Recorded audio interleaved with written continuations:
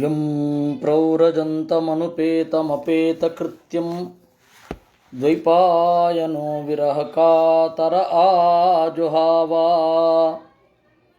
ಪುತ್ರಾಯಿತಿ ತನ್ಮಯತಯಾ ತರವೋಪಿ ನೇದುಃ ತಂ ಸರ್ವಭೂತಹೃದಯಂ ಮುನಿಮಾನತೋಸ್ಮಿ ಯಸ್ವಾನುಭಾವಮಖಿಲಶ್ರುತಿಸಾರಮೇಕಂ ಅಧ್ಯಾತ್ಮದೀಪಮತಿತಿತೀರ್ಷತಾಂ ತಮೋಂಧಂ ಸಂಸಾರಿಣಾಂ ಕರುಣಯಾಃ ಪುರಾಣಗುಹ್ಯಂ ತಂ ವ್ಯಾಸಸೂನುಮುಪಯಾಮಿ ಗುರುಂ ಮುನೀನಾಂ ನಾರಾಯಣಂ ನಮಸ್ಕೃತ್ಯ ನರಂ ಚೈವ ನರೋತ್ತಮಂ ದೇವೀಂ ಸರಸ್ವತೀಂ ವ್ಯಾಸಂ ತತೋ ಗ್ರಂಥಮುದೀರಯೇ.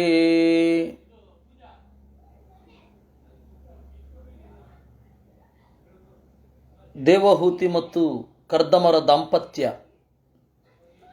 ನಾವು ಇವತ್ತು ಏನು ನೋಡ್ತಾ ಇದ್ದೇವೆ ಅದಕ್ಕಿಂತ ಅತ್ಯಂತ ವಿಭಿನ್ನವಾದ ಒಂದು ನಡೆ ಚಿಂತನೆ ನಮಗೆ ಭಾಗವತ ಪುರಾಣಾದಿಗಳಲ್ಲಿ ಕಾಣುವ ದಾಂಪತ್ಯದಲ್ಲಿ ಕಾಣುತ್ತೆ. ನೋಡಿ, ಕರ್ದಮರು ಹೇಳಿದ್ರು, ಇವಳನ್ನು ಮದುವೆ ಆಗ್ತೇನೆ, ಅತ್ಯಂತ ಚಲುವೆ, ನನ್ನನ್ನೇ ಪ್ರೀತಿಸಿದ್ದಾಳೆ, ಮದುವೆ ಆಗ್ತೇನೆ, ಆದರೆ ಒಂದು ಷರತ್ತು. ಏನು? ನಾನು ಮದುವೆ ಆದ ಕೂಡಲೇ ಇವಳ ಜೊತೆಗೆ ಕೂಡುವುದಿಲ್ಲ, ಸಂಭೋಗಾದಿಗಳನ್ನು ಮಾಡುವುದಿಲ್ಲ, ಬ್ರಹ್ಮಚರ್ಯಾಶ್ರಮವನ್ನು ನಡೆಸ್ತೇನೆ. ಆಮೇಲೆ ದೇವರು ನನಗೆ ಪ್ರೇರಣೆ ಮಾಡಿದರೆ ನೀನು ಈಗ ಜೊತೆಗೂಡಬಹುದು ಅಂತಂದರೆ ಮಾತ್ರ ನಾನು ಜೊತೆಗೂಡ್ತೇನೆ ಅಂತಂದ. ಇದನ್ನು ಕೇಳಿದ್ರೆ ಇದ್ಯಾವ ಸೀಮೆ ಮದುವೆ ಅಂತ. ಅವತ್ತು ಹಾಗಿರಲಿಲ್ಲ. ನಮ್ಮ ಆ ಕಾಲ ಮತ್ತು ಈ ಕಾಲಕ್ಕೆ ಅಗಾಧವಾದ ಎಂತಹ ವ್ಯತ್ಯಾಸ. ನಮಗೆ ಇವತ್ತು ಊಹೆ ಕೂಡ ಮಾಡ್ಕೊಳ್ಳಿಕ್ಕೆ ಸಾಧ್ಯ ಇಲ್ಲ. ಯಾಕೆ ನೀವು ಮದುವೆಯ ಸಂಗತಿಗಳನ್ನೆಲ್ಲ ಹೇಳೋದು ಗೃಹ್ಯ ಸೂತ್ರ.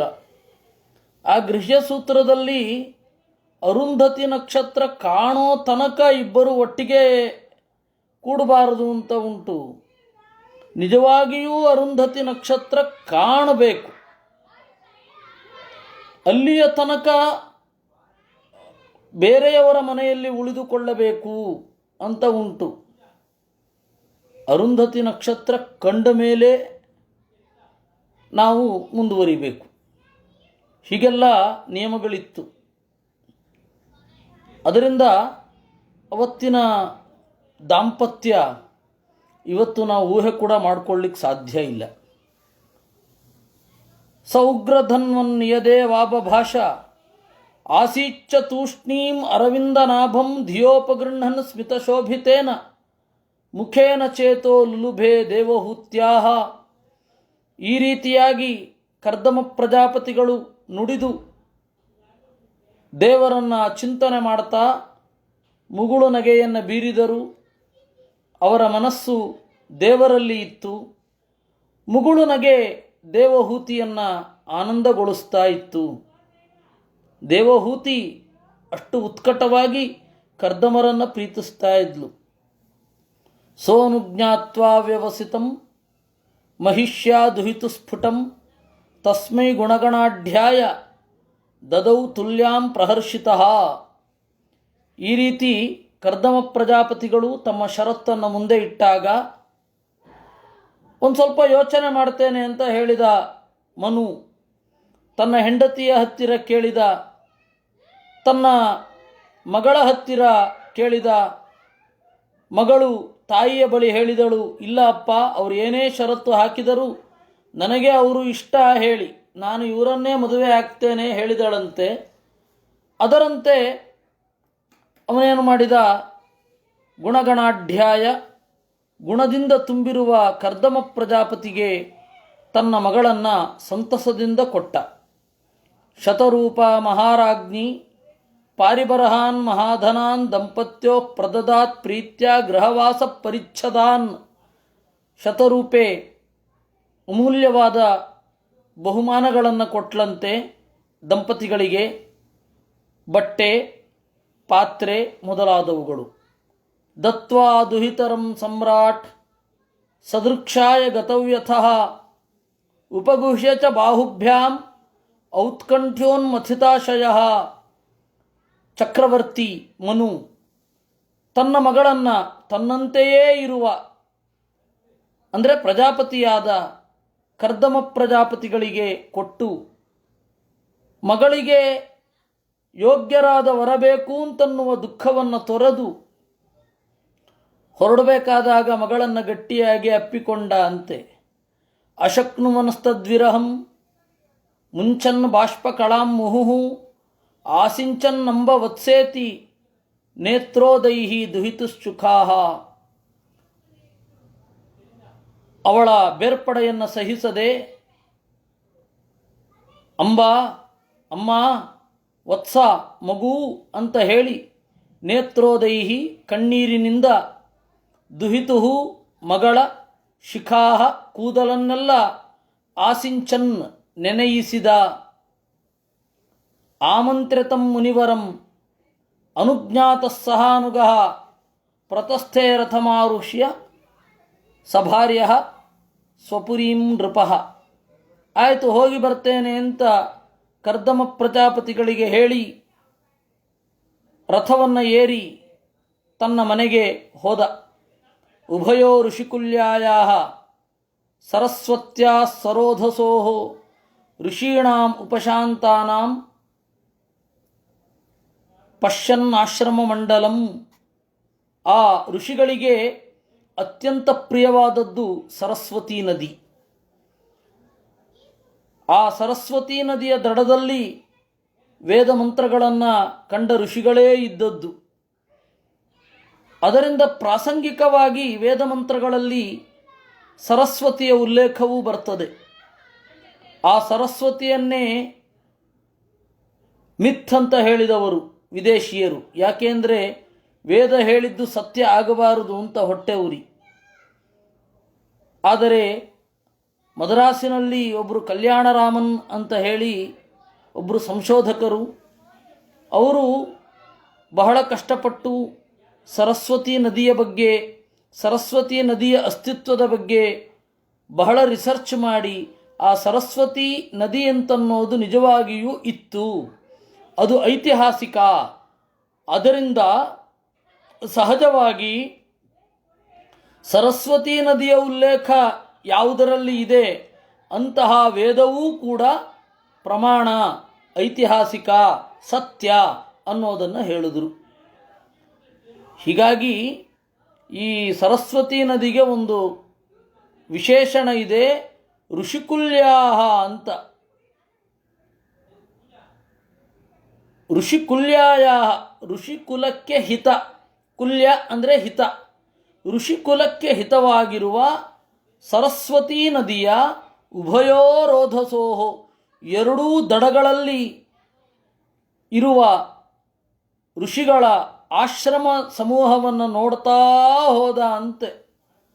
ತಮಾಯಾಂತಂ ಸಮಾಲೋಕ್ಯ ಬ್ರಹ್ಮಾವರ್ತ ಪ್ರಜಾಪತಿಂ ಗೀತ ಸಂಸ್ತುತಿ ವಾದಿತ್ರೈಃ ಪ್ರತ್ಯುದೀಯು ಪ್ರಹರ್ಷಿತಾಃ. ಎಲ್ಲೋ ಹೋಗಿದ್ದ ಮನು ಕೆಲವು ಕಾಲ ಕಣ್ಮರೆಯಾಗಿ ಎದುರುಗಡೆ ಬಂದಾಗ ಪ್ರಜೆಗಳ ಸಂತಸ ಹೇಳತೀರದ್ದು. ಅವರು ಸಂತಸದಿಂದ ಹಾಡು, ನರ್ತನ, ವಾದ್ಯ ಇವುಗಳಿಂದ ಅವನನ್ನು ಎದುರುಗೊಂಡ್ರಂತೆ. ಬರ್ಹಿಷ್ಮತಿ ನಾಮಪುರಿ ಸರ್ವಸಂಪತ್ ಸಮನ್ವಿತ ನ್ಯಪತನ್ ಯತ್ರ ರೋಮಾಣಿ ಯಜ್ಞಸ್ಯಾಂಗಂ ವಿಧೂನ್ವತಃ ಕುಶಕಾಶಾಸ್ತ ಏವಾತನ್ ಲಸದ್ಧರಿತ ವರ್ಚಸಃ ಋಷಯೋ ಯೈಃ ಪರಾಭಾವ್ಯ ಯಜ್ಞಜ್ಞಾನ್ ಯಜ್ಞಮೀಜಿರೇ. ಆಗ ಮನು ಆಳ್ತಾ ಇದ್ದ ಪಟ್ಟಣ ಬರ್ಹಿಷ್ಮತಿ ಅಂತ. ಪ್ರಾಸಂಗಿಕವಾಗಿ ಆ ಬರ್ಹಿಷ್ಮತಿಯ ಇತಿಹಾಸವನ್ನು ವೇದವ್ಯಾಸರು ಹೇಳುತ್ತಾರೆ. ಯಜ್ಞಸ್ಯ ಅಂಗಂ ವಿಧೂನುತಃ, ಯಜ್ಞವರಾಹ ಮುಂದೆ ಯಜ್ಞ ಮಾಡುವವರ ಅನುಕೂಲತೆಗಾಗಿ ಅನೇಕ ಸಾಮಗ್ರಿಗಳನ್ನು ಕೊಡಬೇಕು ಅಂತ ಹೇಳಿ ಮೈ ಕೊಡವಿದ ಅಂತೆ. ಕೊಡವಿದಾಗ ಅವನ ರೋಮಗಳು ಆ ಜಾಗದಲ್ಲಿ ಬಿದ್ದವು. ಆ ರೋಮಗಳೇ ಕುಶಕಾಶಾಸ್ತ ಏವಾಸನ್, ಹಸಿರು ದರ್ಭೆಗಳಾದವಂತೆ. ಈ ದರ್ಭೆಯನ್ನು ಬಳಸಿ ಋಷಿಗಳೆಲ್ಲ ಯಜ್ಞಜ್ಞಾನ್, ಯಜ್ಞವನ್ನು ಹಾಳು ಮಾಡುವ ದುಷ್ಟಶಕ್ತಿಗಳನ್ನು ಪರಾಭಾವ್ಯ ಸೋಲಿಸಿ ಯಜ್ಞಮೀಜಿರೆ, ದೇವರ ಆರಾಧನೆಯನ್ನು ಮಾಡಿದರು. ಹಾಗೆ ದೇವರ ಮೈಯಿಂದ ಉದುರಿಬಿದ್ದ ರೋಮಗಳು ದರ್ಭೆಗಳಾಗಿ, ಆ ದರ್ಭೆಗಳು ಹುಟ್ಟಿದ ಜಾಗ ಬರ್ಹಿಷ್ಮತಿ ಅಂತ. ನೀವು ವೇದದಲ್ಲಿ ನೋಡ್ತಾ ಇದ್ದರೆ ಪದೇ ಪದೇ ಈ ಅಸುರ ಸಂಹನರ ಕಾರ್ಯಕ್ರಮ ನಡೆಯುತ್ತೆ, ಪದೇ ಪದೇ ನಡೆಯುತ್ತೆ. ಅದರಿಂದ ಕುಶಕಾಶಾಸ್ತ ಏವಾಸನ್ ಲಸದ್ ಹರಿತವರ್ಚಸಃ ಋಷಯೋ ಯೈ ಪರಾಭಾವ್ಯ ಯಜ್ಞಜ್ಞಾನ್ ಯಜ್ಞಮೀಜಿರೆ. ಇದು ಕಥೆ. ಇಲ್ಲಿ ಆಚಾರ್ಯರು ನಿರ್ಣಯವನ್ನು ಕೊಡ್ತಾರೆ. ದೇವರು ಕೊಡವಿದಾಗ, ಮೈ ಕೊಡವಿದಾಗ ಮೈಯಿಂದ ಕೂದಲುಗಳು ಹಾರಿದವು, ರೋಮಗಳು ಹಾರಿ ದರ್ಭೆಗಳಾದವು ಅಂತ ಹೇಳ್ತಾ ಇದ್ದೀರಾ. ನೀವೇನು ಹೇಳಿದ ಹಾಗಾಯಿತು? ದರ್ಭೆ ಅಂತ ಹೇಳಿದರೆ ಕೂದಲು. ಕೂದಲು ಅಂದರೆ ದೇವರಿಗೆ ನಮ್ಮಂತೆ ಭೌತಿಕವಾದ ಕಾಯ ಇತ್ತು ಅಂತ ಹೇಳಿದ ಹಾಗಾಯಿತು. ಅದರಿಂದಾಗಿ ಅವನ ರೋಮ ಭೌತಿಕವಾದ ರೋಮ ಆಯಿತು. ಅಂದರೆ ಜ್ಞಾನಾನಂದ ಸ್ವರೂಪೇಭ್ಯೋ ರೋಮಭ್ಯೋಸ್ಯ ಕುಶಾದಯ ವಿಧೂನ್ವತಃ ಪ್ರಯಾಗೇತು ವರಾಹ ವಪುಷೋಭವನ್ ರೋಮಾಣಿತಾನಿ ದೇವಸ್ಯ ರೂಪಾಣ್ಯಾತನ್ ಸಹಸ್ರಚಃ ಇತಿ ಸ್ಕಾಂದೇ. ದೇವರ ಮೈ ಜ್ಞಾನಾನಂದಮಯ. ಅವನು ಪ್ರಯಾಗದಲ್ಲಿ ತನ್ನ ಮೈಯನ್ನು ಝಾಡಿಸಿದ್ದು, ಅದರಿಂದ ಕೂದಲುಗಳು ಬಂದವು ಅನ್ನೋದೇನೋ ಸರಿ, ಆ ಕೂದಲು ಕೂಡ ದೇವರಿಂದ ಅಭಿನ್ನವಾದದ್ದು. ಅದರಿಂದ ದೇವರ ರೂಪಗಳು ಆ ಭೂಮಿಯ ಒಳಗಡೆ ಹೋಗಿ ಅಲ್ಲಿಂದ ದರ್ಭೆಗಳಾದವು ಅಂತ ತಿಳಿಬೇಕೇ ವಿನಃ ದೇವರ ಮೈ ಪಾರ್ಥಿವ, ಪಾರ್ಥಿವವಾದ ದೇವರ ಮೈಯಿಂದ ಈ ಪಾರ್ಥಿವವಾದ ವಸ್ತು ಬಂತು ಅಂತ ಅಂದುಕೊಳ್ಳಬೇಡಿ ಅಂತ ಸ್ಕಾಂದದ ಮಾತನ್ನು ಹೇಳುತ್ತಾರೆ. ಅದಕ್ಕೆ ತಏವ ಆಸನ್ ಅಂತ ಹೇಳಿದ್ರೆ ತೇಭ್ಯ ಏವ ಆಸನ್, ಅವುಗಳೇ ಆದವಲ್ಲ. ಮತ್ತು ಸಪ್ತ ಸುಪ್ರಥಮ, 7 ವಿಭಕ್ತಿಗಳಲ್ಲಿ ಪ್ರಥಮ ವಿಭಕ್ತಿ ಇದೆ. ಅದರಿಂದ ನೀವು ಹೀಗೆ ಅರ್ಥ ಮಾಡಬೇಕು ಅಂದರು. ಕುಶಕಾಶಮಯಂ ಬರ್ಹಿ ಆಸ್ತೀರ್ಯ ಭಗವಾನ್ ಮನು ಅಯಜಜ್ಞಪುರುಷಂ ಲಬ್ಧಂ ಸ್ಥಾನಂ ಯಥೋ ದೃಢಂ. ಸ್ವಯಂಭುವ ಮನುವು ಕೂಡ ಈ ದರ್ಭೆಯನ್ನು ಬಳಸಿಕೊಂಡು ಆಸನವನ್ನು ಹಾಕಿಕೊಂಡು ಯಜ್ಞಪುರುಷನಾದ ನಾರಾಯಣನನ್ನು ಏಕಾಗ್ರ ಮನಸ್ಸಿನಿಂದ ಆರಾಧನೆ ಮಾಡಿದ. ಅದರಿಂದಲೂ ಕೂಡ ಅದನ್ನು ಬರ್ಹಿಷ್ಮತಿ ಅಂತ ಕರೀತಾರೆ. ಬರ್ಹಿಷ್ಮತೀಂ ನಾಮ ಪುರೀಂ ನಿರ್ವಿಶ್ಯ ಸುಖಮಾವಹತ್ ತಸ್ಯಾಂ ಪ್ರವಿಷ್ಟೋ ಭವನಂ ತಾಪತ್ರಯ ವಿನಾಶನಂ ಸಭಾರ್ಯ ಸಪ್ರಜಕ್ಕಾಮಾನ್ ಬುಭುಜೆ ಅನ್ಯ ಅವಿರೋಧತಃ. ಈ ತರಹದ ಬರ್ಹಿಷ್ಮತಿಯನ್ನು ಪ್ರವೇಶ ಮಾಡಿ ಚೆನ್ನಾಗಿ ಪಾಲನೆ ಮಾಡಿದ. ಪಾಲನೆ ಮಾಡುವಾಗ ಭೋಗಗಳನ್ನು ಉಂಡ. ಮನು ಭೋಗಗಳನ್ನು ಅನುಭವಿಸಿದ. ಆ ಭೋಗ ಅನ್ನೋದನ್ನು ಹೇಳ್ತಾರೆ ಅನ್ಯ ಅವಿರೋಧತಃ ಅಂತ. ಬೇರೆಯದಕ್ಕೆ ವಿರುದ್ಧವಾಗದಂತೆ ಭೋಗಿಸಿದ. ಬೇರೆಯದ್ದು ಅಂತಂದರೆ ಅರ್ಥ, ಕಾಮ, ಧರ್ಮ. ಅರ್ಥ ಧರ್ಮಗಳಿಗೆ ವಿರುದ್ಧವಾಗದಂತೆ ಭೋಗಿಸಿದ. ನಮ್ಮ ಜೀವನ ಹೇಗಿರಬೇಕು ಅಂತಂದರೆ ಧರ್ಮ, ಅರ್ಥ, ಕಾಮ ಮೂರೂ ಕೂಡ ಸಮವಾದ ಪಾತಳಿಯಲ್ಲಿ ಇರಬೇಕು. ಕಾಮ ವಿಜೃಂಭಿಸಿ ಧರ್ಮ ಅರ್ಥಗಳು ಕೆಳಗಡೆ ಬೀಳಬಾರದು, ಅರ್ಥ ವಿಜೃಂಭಿಸಿ ಧರ್ಮಕಾಮಗಳು ಕೆಳಗಡೆ ಬೀಳಬಾರದು. ಧರ್ಮ ವಿಜೃಂಭಿಸಿ ಅರ್ಥಕಾಮಗಳು ಕೆಳಗಡೆ ಬೀಳಬಾರದು. ಎಚ್ಚರ ಎಚ್ಚರ ಎಚ್ಚರ. ಇವತ್ತು ಎಲ್ಲ ಓವರೇ ನೋಡ್ತಾ ಇರೋದು. ಧರ್ಮ ವಿಜೃಂಭಿಸಿ ಅರ್ಥಕಾಮಗಳು ಮೂಲೆಗೆ ತಳ್ಳಲ್ಪಡ್ತವೆ, ಅರ್ಥ ವಿಜೃಂಭಿಸಿ ಧರ್ಮಕಾಮಗಳು ಮೂಲೆಗೆ ತಳ್ಳಲ್ಪಡ್ತವೆ, ಕಾಮ ವಿಜೃಂಭಿಸಿ ಧರ್ಮಾರ್ಥಗಳು ಮೂಲೆಗೆ ತಳ್ಳಲ್ಪಡ್ತವೆ. ಈ ಎಕ್ಸ್ಟ್ರೀಮ್ನಲ್ಲೇ ಜೀವನ ಮಾಡ್ತಾ ಇರೋದು. ಸರಿಯಾದ ಜೀವನವನ್ನು ಮಾಡಬೇಡಿ ಅಂತ ನಮ್ಮ ಶಾಸ್ತ್ರ ಹೇಳಲಿಲ್ಲ. ಎಲ್ಲರೂ ತಿಳಿದಿರೋ ತಪ್ಪು ಅದೇ. ಅವರು ಶಾಸ್ತ್ರ ಓದಿದವರು ಅಂತಂದರೆ ರಸಿಕತೆಯೇ ಇಲ್ಲದೆ ಬರಡಾಗಿ ಬೇರೊಬ್ಬರನ್ನು ಉರಿಸುವಂತೆ ಬಾಳಬೇಕು ಅಂತ. ಹಾಗಿಲ್ಲ. ಆದರೆ ಅದೇ ತರಹ ಶಾಸ್ತ್ರ ಓದಿದವರು ಅಂತ ಬಂದ್ಬಿಟ್ಟಿರುತ್ತೆ. ಅಲ್ಲ, ಅಟ್ಲೀಸ್ಟು ನಮ್ಮ ತಪ್ಪಿನಿಂದಾಗಿ ಬೇರೆಯವರು ನಮ್ಮ ಶಾಸ್ತ್ರವನ್ನು ವಿರೋಧ ಮಾಡ್ತಾ ಇದ್ದಾರೆ ಎನ್ನುವ ಎಚ್ಚರ ನಮಗಿದ್ದು ನಾವು ಅದನ್ನು ತೊಡೆದರೆ ಸಾಕು. ಹಾಗಾಗಿದೆ. ಸಂಗೀಯಮಾನ ಸತ್ಕೀರ್ತಿ ಸಸ್ತ್ರೀಕೈಸ್ಸುರಗಾಯಕೈ ಪ್ರತ್ಯೂಷೇಷು ಅನುಬದ್ಧೇನ ಹೃದಾ ಶೃಣ್ವನ್ ಹರೇಃ ಕಥಾ. ಅವನ ಕೀರ್ತಿಯನ್ನು ಎಲ್ಲರೂ ಹಾಡ್ತಾ ಇದ್ದಾರೆ, ಅದನ್ನು ಕೇಳ್ತಾ ಪ್ರತ್ಯೂಷೇಷು ಅನುಬದ್ಧೇನ, ಬೆಳಗ್ಗೆ ಎದ್ದು ದೇವರ ಕಥೆಯನ್ನು ಕೇಳ್ತಾ ಹೃದಯದಲ್ಲಿ ದೇವರನ್ನು ಆರಾಧನೆ ಮಾಡ್ತಾ ಸುಖವಾಗಿ ಕಾಲ ಕಳೆದ. ನಿಷ್ಣಾತಂ ಯೋಗಮಾಯಾಸು ಮುನಿಂ ಸ್ವಯಂಭುವಂ ಮನುಂ ತದಾ ಸ್ರಂಸಯಿತುಂ ಭೋಗಾಹ ನಶೇಕುಹು ಭಗವತ್ಪರಂ. ಹೇಗೆ ಬಾಳಬೇಕು ಅನ್ನುವುದರಲ್ಲಿ ಜಾಣನಾದ ಸ್ವಯಂಭುವ ಮನು ಅವನನ್ನು ಭೋಗಗಳು ದೇವರಿಂದ ವಿಮುಖನಾಗಿ ಮಾಡಲು ಶಕ್ತವಾಗಲಿಲ್ಲ. ಅಂದರೆ ತಾತ್ಪರ್ಯ ಇದು, ಭೋಗ ಅನ್ನೋದು ಅವನಿಗೆ ಚಟ ಆಗಲಿಲ್ಲ. ಭೋಗ ಅನ್ನೋದು ದೇವರಿಂದ ಅವನನ್ನು ಈಚೆ ಎಳೆದು ತರಲಿಲ್ಲ. ಭೋಗದ ಜೊತೆಗೆ ದೇವರ ಆರಾಧನೆಯನ್ನು ಮಾಡ್ತಾ ಇದ್ದ. ಅಯಾತಯಾಮಾಸ್ತಸ್ಯಾಸನ್ ಯಾಮಾಹ ಸ್ವಾಂತರಯಾಪನಾಹ ಶೃಣ್ವತೋ ಧ್ಯಾಯತೋ ವಿಷ್ಣೋ ಕುರುವತೋ ಭ್ರುವತಃ ಕಥಾಹ. ಅವನ ಸಮಯ ವ್ಯರ್ಥ ಆಗಲಿಲ್ಲ. ಅಯಾತಯಾಮಾಹ, ಯಾತಯಾಮ ಅಂತಂದರೆ ನಿಷ್ಫಲ, ಅಯಾತಯಾಮ ಅಂತಂದರೆ ನಿಷ್ಫಲವಾಗದೇ ಇರೋದು, ಅಂದರೆ ಸಫಲವಾದವು. ತಸ್ಯ ಯಾಮಾಹ, ಅವನ ಪ್ರತಿ 3 ಗಂಟೆಗಳಲ್ಲಿ, ಪ್ರತಿ 3 ಗಂಟೆ ಒಂದು ಯಾಮ ಅಂತ, ಪ್ರತಿ 3 ಗಂಟೆಗಳಲ್ಲಿ ದೇವರ ಚಿಂತನೆ, ಬೇಕಾದ ಭೋಗ, ಆಮೇಲೆ ಅರ್ಥ ಎಲ್ಲವೂ ಕೂಡ ಮತ್ತೆ ಮತ್ತೆ ಮತ್ತೆ ಮತ್ತೆ ಬರ್ತಾ ಇತ್ತು. ಅಂದರೆ ಪ್ರತಿ ಒಂದು 3 ಗಂಟೆಯ ಒಳಗಡೆ ಒಂದು ದೇವರ ಚಿಂತನೆ, ಒಂದು ಭೋಗ, ಆ ಕಾಲಕ್ಕೆ ಯೋಗ್ಯವಾದ ಒಂದು ಭೋಗ, ಇವುಗಳೆಲ್ಲ ಇರಬೇಕು. ಸ ಏವ ಸ್ವಾಂತರಂ ನಿನ್ಯೆ ಯುಗಾನಾಂ ಏಕಸಪ್ತತಿ ವಾಸುದೇವ ಪ್ರಸಂಗೇನ ಪರಿಭೂತ ಗತಿತ್ರಯ.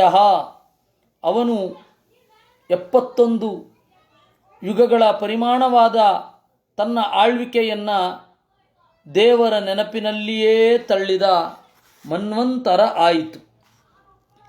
ಶಾರೀರ ಮಾನಸ ದಿವ್ಯಾ ಪರ್ಯಾಸೇ ಯೇ ಚ ಮಾನುಷಾಃ ಭೌತಿಕಾಶ್ಚ ಕಥಂ ಕ್ಲೇಶಂ ಬಾಧಂತೆ ಹರಿಸಂಶ್ರಯಂ. ನೋಡಿ, ಶರೀರದ ನೋವಾಗಿರಬಹುದು, ಮಾನಸಿಕವಾದ ನೋವಾಗಿರಬಹುದು, ಅಥವಾ ಬೇರೆ ಅಲೌಕಿಕವಾದ ತೊಂದರೆಗಳು ಇರಬಹುದು.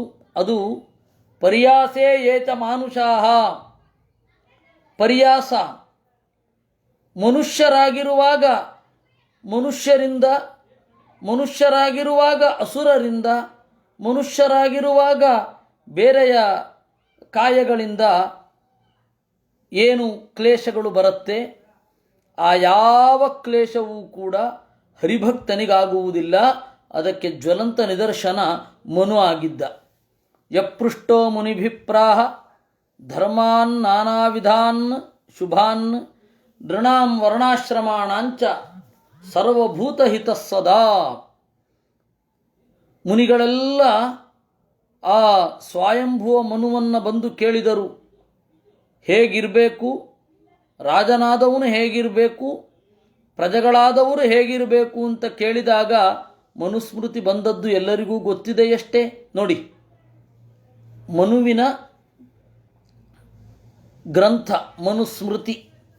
ಆ ಮನುಸ್ಮೃತಿಯ ಉಲ್ಲೇಖವನ್ನು ಪ್ರಾಸಂಗಿಕವಾಗಿ ವೇದವ್ಯಾಸರು ಹೇಳಿದ್ದಾರೆ. ಏತತ್ತ ಆದಿರಾಜಸ್ಯ ಮನೋಶ್ಚರಿತಮದ್ಭುತಂ ವರ್ಣಿತಂ ವರ್ಣನೀಯಸ್ಯ ತದಪತ್ಯೋದಯಂ ಶೃಣು. ಹೀಗೆ ಆದಿರಾಜನಾದ ಮನುವಿನ ಅದ್ಭುತವಾದ ಚರಿತೆಯನ್ನು ನಾನು ವರ್ಣನೆ ಮಾಡಿದ್ದೇನೆ. ಈಗ ಅವನ ಮಕ್ಕಳ ಬೆಳವಣಿಗೆಯನ್ನು ಕುರಿತು ಕೇಳು. ಹೀಗೆ ಭಾಗವತೆ ತೃತೀಯ ಸ್ಕಂಧೆ ತ್ರಯೋವಿಂಶೋಧ್ಯಾಯ 23ನೇ ಅಧ್ಯಾಯ. ಪಿತೃಭ್ಯಾಂ ಪ್ರಸ್ಥಿತೆ ಸಾಧ್ವಿ ಪತಿಮಿಂಗಿತ ಕೋವಿದ ನಿತ್ಯಂ ಪರ್ಯಚರತ್ ಪ್ರೀತ್ಯ ಭವಾನೀವ ಭವಂ ಪ್ರಿಯಂ. ತಂದೆ ತಾಯಿಗಳು ಹೊರಟ ಮೇಲೆ ಸಾಧ್ವಿ ಗರತಿಯಾದ ದೇವಹೂತಿಯು ಇಂಗಿತ ಕೋವಿದ ಗಂಡನ ಮನಸ್ಸಿನ ಒಳಗಣ ಭಾವನೆಗಳನ್ನೆಲ್ಲ ಅರಿತು ನಿತ್ಯವೂ ಕೂಡ ತನ್ನ ಗಂಡನನ್ನು ಸೇವೆ ಮಾಡಿದಳು. ಹೇಗೆ ಪಾರ್ವತಿ ಸದಾಶಿವನನ್ನು ಹಾಗೆ ವಿಸೃಂಭೇಣ ಆತ್ಮಶೌಚೇನ ಗೌರವೇಣ ದಮೇನ ಚ ಶುಶ್ರೂಷಯ ಸೌಹೃದೇನ ವಾಚಾ ಮಧುರಯ ಪ್ರಭೌ ವಿಸೃಜ್ಯ ಕಾಮದಂಭೌ ಚ ದ್ವೇಷಂ ಲೋಭಂ ಅಘಂ ಮದಂ ಅಪ್ರಮತ್ತೋದ್ಯತಾ ನಿತ್ಯಂ ತೇಜೀಯಾಂತಂ ಅತೋಷಯತ್. ವಿಸೃಂಭೇಣ ಭರವಸೆ ಇಟ್ಟಿದ್ಲು ಗಂಡನ ಮೇಲೆ, ಆತ್ಮಶೌಚೇನ ತಾನು ಶುಚಿಯಾಗಿದ್ದಳು, ಅವನಲ್ಲಿ ಒಂದು ಗುರುಭಾವ ಇತ್ತು. ಗೌರವ ಅಂದ್ರೇನು? ಗುರು ಅನ್ನುವ ಭಾವ ಅಂತ. ದಮೇನ ಇಂದ್ರಿಯ ನಿಗ್ರಹ ಇತ್ತು, ಶುಶ್ರೂಷಯ ಸೇವೆ ಇತ್ತು, ಸೌಹೃದೇನ ಅಪರಂಪಾರವಾದ ಅನಿಮಿತ್ತ ಪ್ರೀತಿ ಇತ್ತು, ಇಂಪಾದ ಮಾತು ಇತ್ತು. ಅದರಿಂದ ಕೂಡಿಕೊಂಡು ಗಂಡನ ಸೇವೆ ಮಾಡಿದಳು. ವಿಸೃಜ್ಯ ಕಾಮದಂಭೌ, ಕಾಮವನ್ನು ನಾನೇ ಮಿಗಿಲುವಂತನ್ನುವ ದಂಭ, ಅದನ್ನು, ದ್ವೇಷವನ್ನು, ಲೋಭವನ್ನು, ಪಾಪವನ್ನು, ಮದವನ್ನು ಬಿಟ್ಟು ಅಪ್ರಮತ್ತಳಾಗಿ ಮೈಮರೆಯದೆ ಅಂತ ಅರ್ಥ. ತೇಜೀಯಾಂಸಂ ಅತೋಷಯತ್, ಗಂಡನನ್ನು ತೃಪ್ತಿಪಡಿಸಿದಳು. ಸವೈ ದೇವಋಷಿವರ್ಯಸ್ತಾಂ ಮಾನವೀಂ ತಮನೋವ್ರತಾಂ ದಯಿತಾಂ ಗರೀಯ ಸಪ್ಪತ್ಯು ಆಶಾಸಾನಾಂ ಮಹಾಶಿಷಃ. ಆ ದೇವಋಷಿಗಳಲ್ಲಿ ಮಿಗಿಲಾದ ಅವನು ಸಮನೋವ್ರತಾಂ, ತನ್ನನ್ನು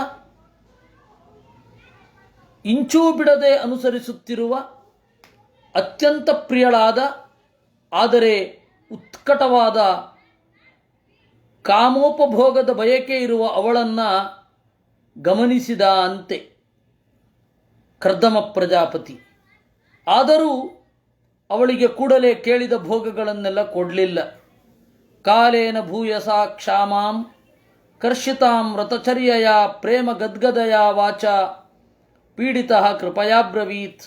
ಬಹಳ ಕಾಲದ ತನಕ ಕರ್ಷಿತಾಂ ಶ್ರಮ ಅನುಭವಿಸಿದ, ಕ್ಷಾಮಾಂ ಸಣ್ಣಗಾಗಿರುವ ಅವಳನ್ನು ಕುರಿತು ಪ್ರೇಮ ಗದ್ಗದವಾದ ಮಾತಿನಿಂದ ಈ ರೀತಿ ಹೇಳಿದ ಅಂತೆ.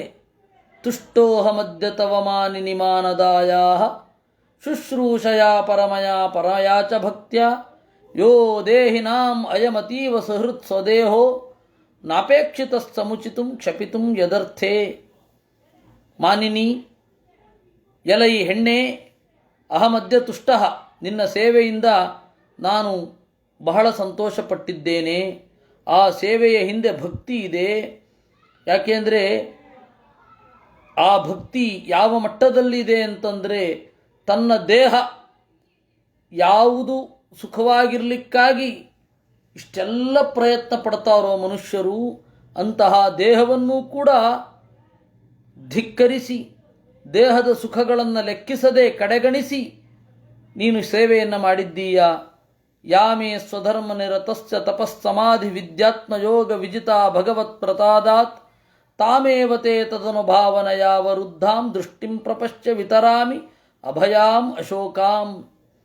ನಾನು ನನ್ನ ಸ್ವಧರ್ಮದಲ್ಲಿ ಇದ್ದು ತಪಸ್ಸನ್ನು ಮಾಡ್ತಾ ಧ್ಯಾನ ಮಾಡ್ತಾ ವೇದ ವಿದ್ಯೆಯನ್ನು ಅನುಸಂಧಾನ ಮಾಡ್ತಾ ಭಕ್ತಿಯಿಂದ ದೇವರನ್ನು ಒಲಿಸಿದಾಗ ದೇವರು ಯಾವ ತರಹದ ಕೃಪೆಯನ್ನು ನನ್ನೆಡೆಗೆ ಬೀರಿದ್ದನೋ ಅದೇ ತರಹದ ಕೃಪಾಮಯವಾದ ದೃಷ್ಟಿಯನ್ನು ನಿನ್ನೆಡೆಗೂ ಬೀರುತ್ತೇನೆ.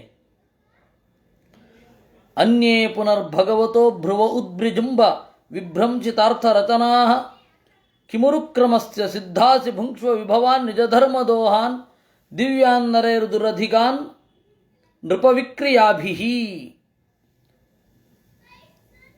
ನೋಡಿ, ನೀನು ನನ್ನ ಮೇಲಿನ ಭಕ್ತಿಯಿಂದ ನನ್ನ ಷರತ್ತಿಗೆ ಒಪ್ಪಿ ನನ್ನ ಧರ್ಮವನ್ನು ಪ್ರೀತಿಸಿ ನೀನು ಬಂದಿದ್ದೀಯ. ಬೇರೆಯವರೆಲ್ಲರೂ ಕೂಡ ಭೋಗಿಸ್ತಾರೆ. ಯಾವುದೇ ಭೋಗ ಅನ್ನೋದು ಕ್ಷಣಿಕ, ಅಲ್ಪ. ಉದ್ವಿಜೃಂಭ ವಿಭ್ರಂಚಿತಾರ್ಥ ರಚನಾ,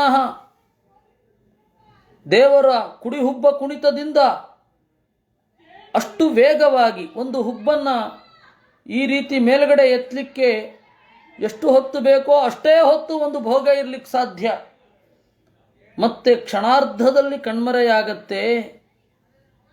ಅಂತಹ ಭೋಗ ಈ ಎಚ್ಚರ ಇಟ್ಟುಕೊಂಡು ಸಿದ್ಧಾಸಿ ಭುಂಕ್ಷ್ವ, ಈ ಭೋಗವನ್ನು ಮಾಡು, ಈ ಧರ್ಮದ ಪ್ರತಿಫಲವಾದ ವೈಭವವನ್ನು ಅನುಭವಿಸು.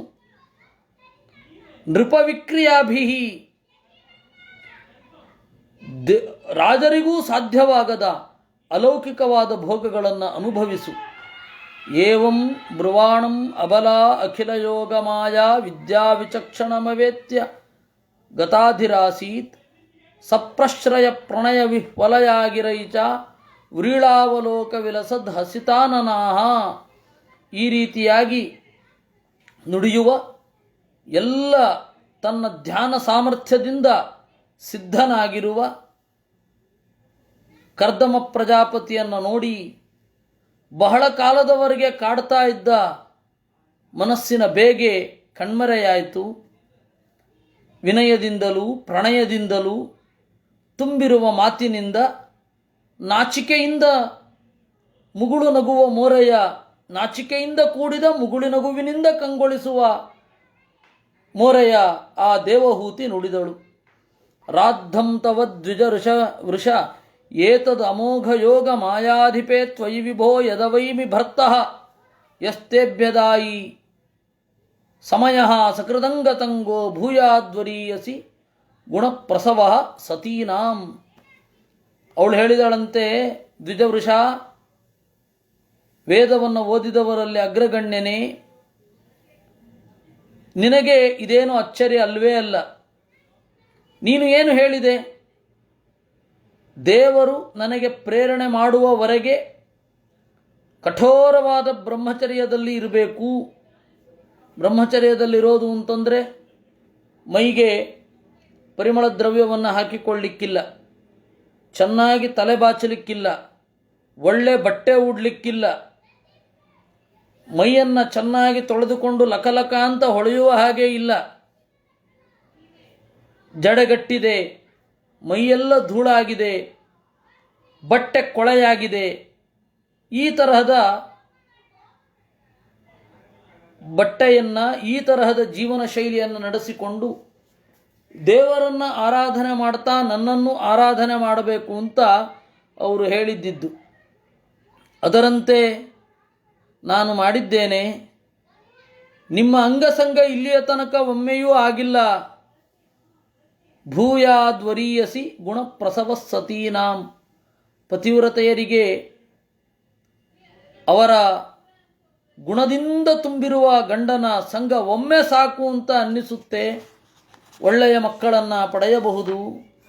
ಅದರಂತೆ ನೀವು ಅನುಗ್ರಹ ಮಾಡಬೇಕು. ತತ್ರ ಇತಿ ಕೃತ್ಯಮುಪಶುಕ್ಷ ಯಥೋಪದೇಶಂ ಏನೈಷಮೇ ಕರಿಷಿತಃ ಅತಿರಿರಂಸಯಾತ್ಮ ಸಿದ್ಧೇತತೆ ಕೃತಮನೋ ಭವಧರ್ಷಿತಾಯಾಃ ಕಾಮಸ್ತದೀಶ ಭವನಂ ಸದೃಶಂ ವಿಚಕ್ಷ್ವ. ಅದರಂತೆ ನಾನು ಈ ತನಕದ ನನ್ನ ಕಾಮವನ್ನು ಹತ್ತಿಕ್ಕಿಕೊಂಡು ಸೇವೆ ಮಾಡಿದ್ದೇನೆ. ಕೃತಮನೋಭವ ಧರ್ಷಿತಾಯಾಹ, ಕೃತ ಪೂರ್ಣವಾದ ಮನೋಭವ ಕಾಮನ ಪೀಡೆಗೆ ನನ್ನ ಮನಸ್ಸು ಒಳಗಾಗಿತ್ತು. ಆ ಕಾಮನೆಯನ್ನು ನಿಗ್ರಹಿಸಿ ನಿಮ್ಮ ಷರತ್ತನ್ನು ಒಪ್ಪಿ ಸೇವೆ ಮಾಡಿದ್ದೇನೆ. ಅದರಿಂದಾಗಿ ಭೋಗ ಅಂತಂದರೆ ಕೇವಲ ಸ್ಪರ್ಶ ಮಾತ್ರ ಭೋಗ ಅಲ್ಲ, ಇಡೀ ಭವನ ಎಲ್ಲವೂ ರಾಯಲ್ ಆಗಿರಬೇಕು. ಆ ತರಹದ ಒಂದು ಭವನ ಅದು ಇರಬೇಕು ಅಂತ. ಮೈತ್ರೇಯ ಉವಾಚ ಪ್ರಿಯಾಯ ಪ್ರಿಯಮನ್ವಿಚ್ಛನ್ ಕರ್ದಮೋ ಯೋಗಮಾಸ್ಥಿತಃ ವಿಮಾನಂ ಕಾಮಗಂ ಕ್ಷತ್ತಃ ತರ್ಹ್ಯೇವ ಆವಿರಚೀಕರತ್. ತನಗೆ ಪ್ರಿಯಳಾದ ದೇವಹೂತಿಗೆ ಪ್ರಿಯವಾಗಬೇಕೆಂದು ಬಯಸಿ ಕರ್ದಮ ಪ್ರಜಾಪತಿ ಬೇಕೆಂದಲ್ಲಿ ಹೋಗುವ ಮುಗಿಲ ತೇರನ್ನೊಂದನ್ನು ಸೃಷ್ಟಿ ಮಾಡಿದ. ಸರ್ವಕಾಮದುಘಂ ದಿವ್ಯಂ ಸರ್ವಕಾಮದುಘಂ ದಿವ್ಯಂ ಸರ್ವರತ್ನ ಸಮನ್ವಿತಂ ಸರ್ವರ್ಧ್ಯುಪಚಯೋದರ್ಕಂ ಮಣಿಸ್ತಂಭೈರುಪಸ್ಕೃತಂ. ಎಂತಹ ವಿಮಾನ ಅದು! ಸರ್ವಕಾಮದುಘಂ, ಬೇಡಿದ ಎಲ್ಲವೂ ಅಲ್ಲಿ ಇರಬೇಕು, ಅಲೌಕಿಕವಾಗಿರಬೇಕು, ಎಲ್ಲ ರತ್ನಗಳು ಇರಬೇಕು. ಸರ್ವರ್ಧ್ಯುಪಚಯೋದರ್ಕಂ, ಎಲ್ಲ ತರಹದ ವೃದ್ಧಿ ಸಮೃದ್ಧಿ ಅದರಲ್ಲಿ ಇರಬೇಕು. ಮಣಿಮಯವಾದ ಅಂದರೆ ಮುತ್ತಿನ ಕಂಬಗಳು ಇರಬೇಕು. ದಿವ್ಯೋಪಸ್ಕರಣೋಪೇತಂ ಸರ್ವಕಾಲ ಸುಖಾವಹಂ ಪಟ್ಟಿಕಾಭಿ ಪತಾಕಾಭಿ ವಿಚಿತ್ರಾಭಿರಲಂಕೃತಂ. ದಿವ್ಯವಾದ ಉಪಕರಣಗಳಿರಬೇಕು. ಅಂದರೆ ಅಲ್ಲಿ ಇರುವ ಪಾತ್ರೆ ಮೊದಲಾದ ಎಲ್ಲವೂ ಕೂಡ ಅಲೌಕಿಕ ಆಗಿ ಇರಬೇಕು. ಸರ್ವಕಾಲ ಸುಖಾವಹಂ, ಎಲ್ಲ ಕಾಲಕ್ಕೂ ಸುಖವನ್ನು ಉಂಟು ಮಾಡಬೇಕು. ಒಳ್ಳೆ ಪತಾಕೆ ಮೊದಲಾದವುಗಳಿರಬೇಕು. ಸರ್ಗ್ಭಿ ವಿಚಿತ್ರಮಾಲಾಭಿ ಮಂಜು ಶಿಂಜತ್ ಷಡಂಗ್ರಿಭಿ ದುಕೂಲ ಕ್ಷೌಮ ಕೌಶೇಯೈ ನಾನಾ ವಸ್ತ್ರೈ ವಿರಾಜಿತಂ. ಒಳ್ಳೆ ಹೂಮಾಲೆಗಳಿರಬೇಕು. ಆವಾಗ ಗಂಧದ್ರವ್ಯ ಸುಗಂಧದ್ರವ್ಯ ಸೆಂಟಿಗಿಂಟೆಲ್ಲ ಈ ಪರ್ಫ್ಯೂಮೆಲ್ಲ ಬೆಳ್ಕೊಳ್ಳುವ ಬದಲು ಹೂವನ್ನು ಹಾಕ್ಕೊಳ್ತಾ ಇದ್ದರು. ಹೀಗಾಗಿ ಆವಾಗ ಹೂವು ಅದು ಎಷ್ಟು ತಾಜಾ ಆಗಿರಬೇಕು ಅಂತಂದರೆ, ಅದು ಎಷ್ಟು ಫ್ರೆಶ್ ಆಗಿರಬೇಕು ಅಂತ ಈಗಿನ ಭಾಷೆಯಲ್ಲಿ ಹೇಳೋದಾದರೆ ಎಷ್ಟು ಫ್ರೆಶ್ ಆಗಿರಬೇಕು ಹೇಳಿದ್ರೆ, ಮಂಜು ಶಿಂಜತ್ ಷಡಂಗ್ರಿಭಿ, ಅದರ ಸುತ್ತಲೂ ಕೂಡ ದುಂಬಿಗಳೆಲ್ಲ ಗುಯ್ಗುಡ್ತಾ ಓಡಾಡ್ತಾ ಇರಬೇಕು, ಅಷ್ಟು ಫ್ರೆಶ್ ಆಗಿರಬೇಕು. ದುಕೂಲ ಕ್ಷೌಮ ಕೌಶೇಯೈಹಿ, ಬಟ್ಟೆಯ, ಹತ್ತಿಯ, ರೇಷ್ಮೆಯ ಎಲ್ಲ ತರಹದ ಬಟ್ಟೆಗಳು ಅಲ್ಲಿ ಇರಬೇಕು. ಉಪರಿ ವಿನ್ಯಸ್ತ ನಿಲಯೇಶು ಪೃಥಕ್ ಪೃಥಕ್ ಕ್ಲುಪ್ತೈ ಕಶುಪಿರ್ದಾಂತೈ ಪರ್ಯಂಕ ವ್ಯಜನಾತನೈ. ಮನೆಗಳು ಚೆನ್ನಾಗಿ ಇರಬೇಕು, ಒಳ್ಳೆಯ ಹಾಸುಗೆ ಇರಬೇಕು, ಒಳ್ಳೆಯ ಆಸನ ಇರಬೇಕು. ತತ್ರ ತತ್ರ ವಿನಿಕ್ಷಿಪ್ತ ನಾನಾ ಶಿಲ್ಪೋಪಶೋಭಿತಂ ಮಹಾಮರತಕಸ್ಥಾಲ್ಯ ಜುಷ್ಟಂ ವಿದ್ರುಮವೇದಿಭಿ. ಒಳ್ಳೆಯ ಶಿಲ್ಪಗಳು ಇರಬೇಕು, ಆರ್ಟ್ ಪೀಸ್ಗಳು ಇರಬೇಕು. ಅದನ್ನು ನೋಡಿದರೆ ಮನಸ್ಸು ಸಂತೋಷ ಆಗಬೇಕು. ನವ್ಯ ಕಲೆ ಅಂತ ಹೇಳಿ ಅರ್ಥ ಆಗದಂತೆ ಇರೋದಲ್ಲ, ಅದನ್ನು ನೋಡಿದ ಕೂಡಲೇ ಸಂತೋಷ ಆಗಬೇಕು. ದ್ರಾಸ್ಸು ವಿದ್ರುಮ ದೇಹಳ್ಯ ಭಾತಂ ವಜ್ರ ಕಪಾಟಿಕಂ ಶಿಖರೇಶ್ವಿಂದ್ರ ನೀಲೇಶು ಹೇಮಕುಂಭೈರಧಿಶ್ರಿತಂ. ಆ ಮನೆಯ ಬಾಗಿಲುಗಳಲ್ಲಿ ಕೆಳಗಡೆ ನೋಡಿದಾಗ ದೇಹಳಿ ಇರಬೇಕು. ಆಮೇಲೆ ವಜ್ರದ ಬಾಗಿಲುಗಳ ಡಿಸೈನ್ ಇರಬೇಕು. ಬಾಗಿಲುಗಳಲ್ಲಿ ವಜ್ರದ ಡಿಸೈನ್ ಇರಬೇಕು, ಇಂದ್ರನೀಲದ ತುದಿಗೋಪುರಗಳಿರಬೇಕು, ಬಂಗಾರದ ಕೊಡಗಳಲ್ಲಿ ನೀರು ತುಂಬಿರಬೇಕು. ಆ ತರಹದ ಒಂದು ವಿಮಾನವನ್ನು ಅವರು ತಂದ್ರಂತೆ. ದೇಹಳಿ ದ್ವಾರಬಂಧ ಅಂತ ಹೇಳ್ತಾರೆ. ದೇಹಲಿ ಅಂತಂದರೆ ಸಾಮಾನ್ಯವಾಗಿ ಹೊಸಿತಿಲು ಮಾತ್ರ ಅಂತ. ಆದರೆ ಸಮಗ್ರ ದ್ವಾರಬಂಧವನ್ನು ಅಂದರೆ ನೀವು ಬಾಗಿಲು ಕೂಡಿಸುವಾಗ ನಿಮಗೆಲ್ಲರಿಗೂ ಗೊತ್ತೇ ಇರುತ್ತೆ, ಏನು ಪ್ರತ್ಯೇಕವಾಗಿ ಹೇಳಬೇಕಾಗಿಲ್ಲ. ಮರದ ಹೊಸ್ತಿಲು, ಆಮೇಲೆ ಆ ಚೌಕಟ್ಟು ಮತ್ತು ಮೇಲ್ಕಟ್ಟು ಚೌಕಟ್ಟು ಹೊಸ್ತಿಲು, ಇದೆಲ್ಲವೂ ಕೂಡ ದೇಹಳಿಯೇ. ದೇಹಲಿ ಅಂದರೆ ಹೊಸ್ತಿಲು ಮಾತ್ರ ಅಂತ ಅರ್ಥ ಮಾಡಬಾರದು. ಇಡೀ ದ್ವಾರಬಂಧ, ಬಾಗಿಲ ಕಟ್ಟು, ಚೌಕಟ್ಟು, ಅದರಲ್ಲಿ ಮೇಲ್ಕಟ್ಟು ಎಲ್ಲವೂ ಕೂಡ. ಅದಕ್ಕಾಗಿ ದೆಹಲಿ ಅಂತನ್ನೋದು ಹೊಸತಿಲು ಅನ್ನುವ ಅರ್ಥದಲ್ಲಿ ಮಾತ್ರ ಉಂಟು. ಆದರೆ ಇಡೀ ದ್ವಾರಬಂಧವನ್ನು ತೆಗೆದುಕೊಳ್ಳಬೇಕು ಅಂತ ಆಚಾರ್ಯರು ನಿರೂಪಣೆ ಮಾಡಿದರು. ಒಂದು ಹೊಸ ಅರ್ಥ ದೇಹಲಿ ಅಂತನ್ನೋದಕ್ಕೆ. ಚಕ್ಷುಷ್ಮತ್ ಪದ್ಮರಾಗಾದ್ಯೈ ವಜ್ರಭಿತ್ತಿಷು ನಿರ್ಮಿತೈ ಜುಷ್ಟಂ ವಿಚಿತ್ರ ವೈತಾನೈ ಮಹಾರ್ಹೆ ಹೇಮತೋರಣೈ. ಆಮೇಲೆ ಪದ್ಮರಾಗಮಣಿ ಮೊದಲಾದವುಗಳೆಲ್ಲ ಇರಬೇಕು. ಅದು ವಜ್ರಭಿತ್ತಿಯಲ್ಲಿ ಅಡಕವಾಗಿರಬೇಕು. ಬಂಗಾರದ ತೋರಣಗಳಿರಬೇಕು. ಹಂಸ ಪಾರಾವತೌರಾತೈ ತತ್ರ ನಿಕೂಜಿತೈ ಕೃತ್ರಿಮಾನ್ ಮನ್ಯಮಾನೈಸ್ವಾನ್ ಅಧಿರುಹ್ಯಾವರುಹ್ಯ ಚ. ಅಲ್ಲಿ ಹಂಸ, ಕೋಗಿಲೆ, ಪಾರಿವಾಳ ಮೊದಲಾದವುಗಳು ಇರಬೇಕು. ಕೃತ್ರಿಮಾನ್ ಮನ್ಯಮಾನೈಸ್ವಾನ್ ಅಧಿರುಹ್ಯ ಅವರುಹ್ಯ ಚ. ಅಲ್ಲಿ ಆ ನಿಜವಾದ ಹಕ್ಕಿಗಳಿಗೆ ಕನ್ಫ್ಯೂಸ್ ಆಗುವ ಹಾಗೆ ಕೃತಕವಾದ ಹಕ್ಕಿಗಳ ಗೊಂಬೆ ಇರಬೇಕು. ಅಂತಹ ಚಂದದ ಒಂದು ವಿಮಾನವನ್ನು ಅವರು ಸೃಷ್ಟಿ ಮಾಡಿದರಂತೆ ಆ ಸಮಯದಲ್ಲಿ. ವಿಹಾರಸ್ಥಾನ ವಿಶ್ರಾಮ ಸಂವೇತ ಪ್ರಾಂಗಣಾಜಿರೈ ಯಥೋಪಜೇತಂ ರಚಿತೈ ವಿಸ್ಮಾಪನಮಿವಾತ್ಮನಃ. ವಿಹಾರ ಇರಬೇಕು, ವಿಶ್ರಾಂತಿಗೆ ಅವಕಾಶ ಇರಬೇಕು, ಮಲ್ಕೊಳ್ಳಿಕ್ಕೆ ದೊಡ್ಡ ಹಾಲು, ಈ ರೀತಿ ಎಲ್ಲರನ್ನ ಅಚ್ಚರಿಗೆ ದೂಡುವಂತಹ ರಚನೆ ಇರುವ ಒಂದು ವಿಮಾನ ಅಂದರೆ ಮುಗಿಲ ತೇರು ಅಂತ ಒಂದರ್ಥ. ಎತ್ತರದ ಮಹಡಿ ಮನೆಯನ್ನು ವಿಮಾನ ಅಂತ ಕರೀತಾರೆ. ಇಲ್ಲಿ ಎರಡನ್ನೂ ಸ್ವೀಕಾರ ಮಾಡಬಹುದು, ಯಾವ ತೊಂದರೆಯೂ ಇಲ್ಲ. ಅಲ್ಲಿಯೂ ಆ ಮುಗಿಲ ತೇರನ್ನು ಏರಿದ್ರು, ಆಮೇಲೆ ಆಕಾಶದಲ್ಲಿ ಸುತ್ತಾಟ ಸಾಕು ಅಂತಂದಾಗ ಈ ವಿಮಾನವನ್ನು ಪ್ರವೇಶ ಮಾಡಿದ್ರು ಅಂತ ಹೇಳಬಹುದು. ಆದರೆ ವಿಮಾನ ಅನ್ನೋದನ್ನು ಯಥಾಯೋಗ್ಯವಾಗಿ ಇಟ್ಕೊಳ್ಬೇಕು. ವಿಮಾನ ಅಂದರೆ ದೇವರ ಪೆಟ್ಟಿಗೆಯೂ ಹೌದು, ವಿಮಾನ ಅಂತಂದರೆ ಗೋಪುರವೂ ಹೌದು, ವಿಮಾನ ಅಂತ ಹೇಳಿದ್ರೆ ಆಗಸದಲ್ಲಿ ಸಾಗುವ ತೇರೂ ಹೌದು. ಎಲ್ಲವನ್ನ ಇಲ್ಲಿ ಸ್ವೀಕಾರ ಮಾಡಬಹುದು. ಈ ದೃಗ್ಗೃಹಂ ತತ್ ಪಶ್ಯಂತೀಂ ನಾತಿಪ್ರೀತೇನ ಚೇತಸ ಸರ್ವಭೂತಾಚಯಾಭಿಜ್ಞ ಪ್ರಾವೋಚತ್ ಕರ್ದಮಸ್ವಯಂ.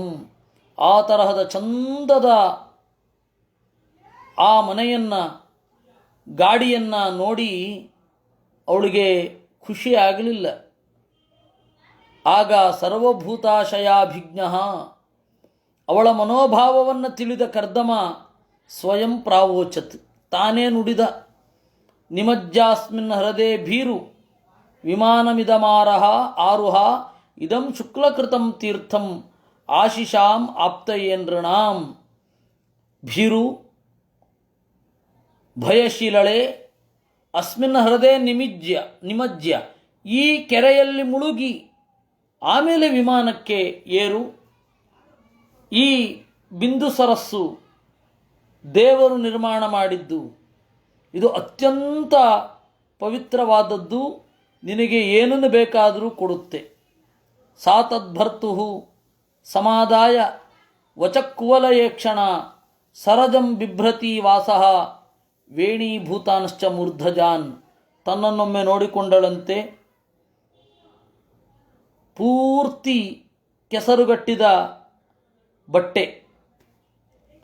ಆಮೇಲೆ ವೇಣೀಭೂತಾನಶ್ಚ ಮೂರ್ಧಜಾನ್, ಕೂದಲು ತನ್ನ ಹೊಳಪು ನುಣುಪುಗಳನ್ನು ಕಳೆದುಕೊಂಡು ಒರಟೊರಟಾಗಿ ಜಟೆಯಂತೆ ಆಗಿದೆ. ಅಂಗಂಚ ಮಲಪಂಕೇನ ಸಂಚನ್ನಂ ಶಬಳಸ್ತನಂ ಆವಿವೇಶ ಸರಸ್ವತ್ಯಾಹ ಸರಶಿವಜಲಾಶಯಂ. ತನ್ನನ್ನೊಮ್ಮೆ ನೋಡಿಕೊಂಡು ಗಂಡನ ಅಣತಿಯಂತೆ ಅಲ್ಲಿ ಪ್ರವೇಶ ಮಾಡಿದಳು. ಸೋಂತಸ್ಸರಸಿ ವೇಶ್ಮಸ್ಥಾಃ ಶತಾನಿ ದಶಕನ್ಯಕಾಃ ಸರ್ವಾ ಕೈಶೋರವಯಸಃ ದದರಶೋತ್ಪಲಗಂಧಯಃ. ಅಲ್ಲಿ ನೀರಿನಲ್ಲಿ ಮುಳುಗಿ ಎದ್ದಳು 100 ಜನ ಹೆಣ್ಮಕ್ಕಳು. ಅವರೆಲ್ಲರೂ 16ರ ಚೆಲುವೆಯರು, ಇವಳ ಸೇವೆ ಮಾಡಲಿಕ್ಕೆ ಅಂತ ನಿಂತವರು. ತಾಂ ದೃಷ್ಟ್ವಾ ಸಹಸೋತ್ಥಾಯ ಪ್ರೋಚುಪ್ರಾಂಜಲಯ ಸ್ತ್ರೀಯಃ ವಯಂ ಕರ್ಮಕರೀಸ್ತುಭ್ಯಂ ಶಾಧಿನ ಕರವಾಮ ಕಿಂ. ನಾವೆಲ್ಲರೂ ಕೂಡ ನಿನ್ನ ಕೆಲಸವನ್ನು ಮಾಡುವವರು, ಏನು ಮಾಡಬೇಕು ಹೇಳು. ಸ್ನಾನೇನ ತಾಂ ಮಹಾರ್ಹೇಣ ಸ್ನಾಪಯಿತ್ವಾ ಮನಸ್ವಿನೀಂ ದುಕೂಲೆ ನಿರ್ಮಲೆ ನೂತ್ನೆ ದದುರಸ್ಯೈತ ಮಾನದಾಹ. ಚೆನ್ನಾಗಿ ಸ್ನಾನ ಮಾಡಿ ನಿರ್ಮಲವಾದ 2 ಬಟ್ಟೆಗಳನ್ನು ಕೊಟ್ರಂತೆ. ಕೆಳಗಡೆ ಉಟ್ಕೊಳ್ಳೋದೊಂದು, ಮೇಲ್ಗಡೆ ಹೊದ್ಕೊಳ್ಳೋದೊಂದು. ಭೂಷಣಾನಿ ಪರಾರ್ಧ್ಯಾನಿ ವರೀಯಾಂಸಿ ದ್ಯುಮಂತಿ ಚ ಅನ್ನಂ ಸರ್ವಗುಣೋಪೇತಂ ಪಾನಂ ಚೈವ ಅಮೃತಾಸವಂ. ಬೆಲೆಬಾಳುವ ಆಭರಣಗಳು, ಹೊಳಪಿರುವ ಬಟ್ಟೆಗಳು, ಎಲ್ಲ ರಸಗಳಿಂದ ಕೂಡಿರುವ ಅನ್ನ, ಆಮೇಲೆ ಒಳ್ಳೆ ಪಾನ, ಇವುಗಳನ್ನು ಒದಗಿಸಿದರಂತೆ. ಅಥಾದರ್ಶೇ ಸ್ವಮಾತ್ಮಾನಂ ಸೃಗ್ವಿಣಂ ವಿರಜಾಂಬರಂ ವಿರಜಂ ಕೃತ ಸ್ವಸ್ಥಯನಂ ಕನ್ಯಾಭಿರ್ಬಹುಮಾನಿತಂ. ಆಮೇಲೆ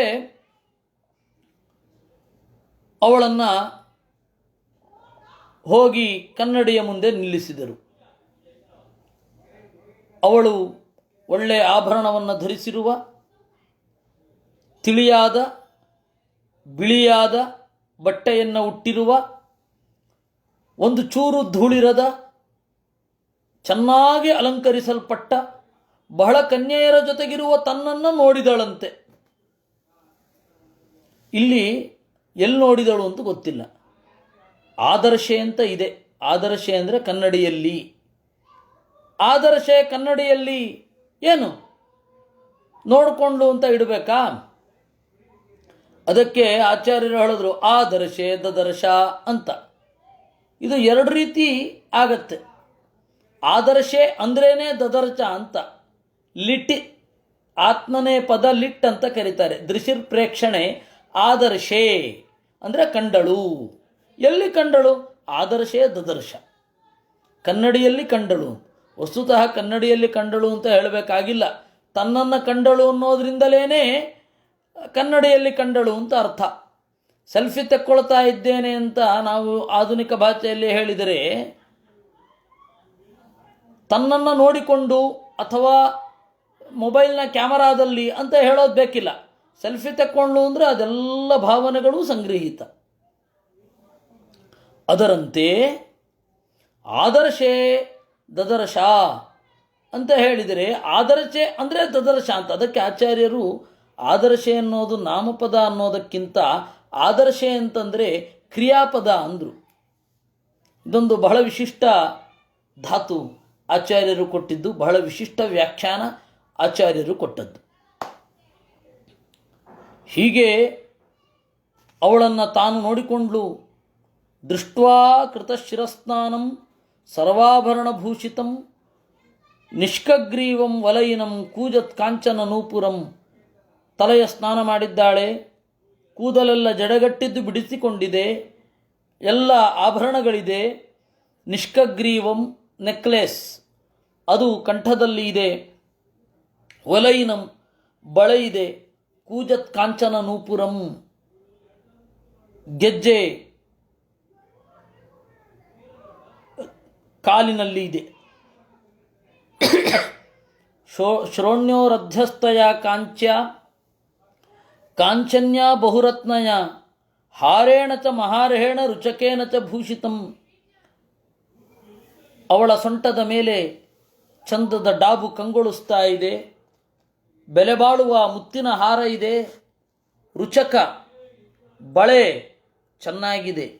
ಸುಭ್ರುವ ಸುಹೃದತ ಶ್ಲಕ್ಷ್ಣ ಸ್ನಿಗ್ಧಾಪಾಂಗೇನ ಚಕ್ಷುಷ ಪದ್ಮಕೋಶ ಸ್ಪೃಧಾ ನೀಲೈ ಅಳಕೈಶ್ಚ ಲಸನ್ಮುಖಂ. ಒಳ್ಳೆಯ ಹುಬ್ಬು ಚೆನ್ನಾಗಿ ವಿನ್ಯಾಸವನ್ನು ಪಡೆದುಕೊಂಡಿದೆ. ಹಲ್ಲು ಚೆನ್ನಾಗೇ ಆಗಿದೆ. ಕಣ್ಣೋಟ ಬಹಳ ಸುಂದರವಾಗಿದೆ. ಪದ್ಮಕೋಶ ಸ್ಪೃಧ ಅರಳಿದ ತಾವರೆಯ ಎಸಳಿನಂತೆ ಕಣ್ಗಳಿದೆ. ನೀಲೈಹಿ ಅಳಕೈಹಿ ಕಪ್ಪು ಬಣ್ಣದ ಕೂದಲಿಂದ ಹೊಳೆಯುವ ಮುಖ ಇದೆ. ಯದಾ ಸಸ್ಮಾರ ಋಷಭಂ ಋಷೀಣಾಂ ದಯಿತಂ ಪತಿಂ ತತ್ರ ಚಾಸ್ತೆ ಸಹಸ್ತ್ರೀಭಿಃ ಯತ್ರಾಸ್ತೆ ಸಪ್ರಜಾಪತಿ. ಹೀಗೆ ತನ್ನಲ್ಲಿ ಆದ ಬದಲಾವಣೆಯನ್ನು ತಾನೇ ಕಂಡುಕೊಂಡು ಅಚ್ಚರಿಪಟ್ಟಳು. ಆಮೇಲೆ ಗಂಡನನ್ನು ನೆನಪಿಸಿಕೊಂಡಳು. ಗಂಡ ಎದುರುಗಡೆ ಬಂದಾಯಿತು. ಭರ್ತು ಪುರಸ್ತಾದಾತ್ಮಾನಂ ಸ್ತ್ರೀ ಸಹಸ್ರವೃತಂ ತದಾ ನಿಶಾಮ್ಯ ತದ್ಯೋಗಗತಿಂ ಸಂಶಯಂ ಪ್ರತ್ಯಪದ್ಯತ. ಗಂಡನೂ ಎದುರುಗಡೆ ಬಂದಿದ್ದಾನೆ. ಅವನ ಆ ಧ್ಯಾನದ ಶಕ್ತಿಯನ್ನು ಸಿದ್ಧಿಯನ್ನು ಕಂಡು ಅವಳಿಗೆ ಸಂಶಯ ಆಯ್ತಂತೆ. ನಿಜವಾಗಿಯೂ ನಾನಿದನ್ನು ಅನುಭವಿಸ್ತಾ ಇದ್ದೇನಾ ಅಥವಾ ಕನಸ ಅಂತ. ಸತಾಂ ಕೃತಮಲಸ್ನಾನಾಂ ವಿಭ್ರಾಜಂತೀಂ ಅಪೂರ್ವವತ್ ಆತ್ಮನೋ ಬಿಭ್ರತೀಂ ರೂಪಂ ಸಂವೀತ ರುಚಿರಸ್ತನಂ. ಹೀಗೆ ಮಲಸ್ನಾನ ಹೇಳಿದರೆ ಕೊಳೆ ಹೋಗಲಿಕ್ಕಾಗಿ ಮಾಡಿದ ಸ್ನಾನ. ಅದನ್ನು ಮಾಡಿ ಹೊಳೆಯುವ 16 ವರ್ಷದ ಹುಡುಗಿಯಂತೆ ಕಂಗೊಳಿಸುವ ತನ್ನನ್ನು ನೋಡಿದಳಂತೆ. ವಿದ್ಯಾಧರಿ ಸಹಸ್ರೇಣ ಸೇವ್ಯಮಾನಾಂ ಸುವಾಸಸಂ ಜಾತಭಾವೋ ವಿಮಾನಂ ತತ್ ಆರೋಹಯದಮಿತ್ರಹನ್. ಸಾವಿರಾರು ಜನ ಊಳಿಗದವರಿಂದ ಕೂಡಿಕೊಂಡು ತನ್ನಂತೆಯೇ ಕಂಗೊಳಿಸ್ತಾ ಇರುವ ಗಂಡನನ್ನು ನೋಡ್ತಾ ವಿಮಾನವನ್ನೇರಿದಳು. ತಸ್ಮಿನ್ನಲುಪ್ತ ಮಹಿಮಾ ಪ್ರಿಯಯಾನುಶಕ್ತಃ ವಿದ್ಯಾಧರೀಭಿರುಪಚಿರಣ ವಪುರ್ವಿಮಾನೇ ಬಭ್ರಾಜ ಉತ್ಕಚಕ ಉದ್ಗಣ ಪಾಣವೀಚ್ಯ ತಾರಾಭಿರಾವೃತ ಇವೋಡು ಪತಿರ್ನಭಸ್ಥಃ.